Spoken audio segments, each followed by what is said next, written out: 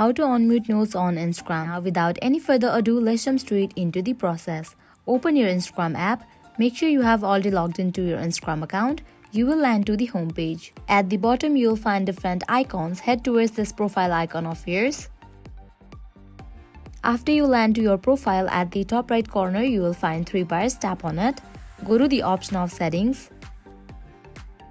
Now over here you will find different options. Head towards this option of privacy. Scroll on to the bottom. You can find this option of muted accounts. Open it.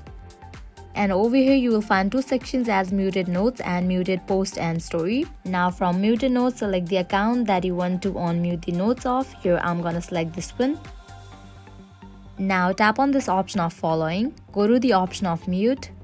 Now toggle off for this option of notes. And now you are good to go. You have unmute the notes for this account. Likewise, you can apply the same process to unmute the notes of other accounts as well. This is how you can easily unmute notes on Instagram account. This was it. If you find this video helpful, make sure to like, share and subscribe to our channel. Thank you.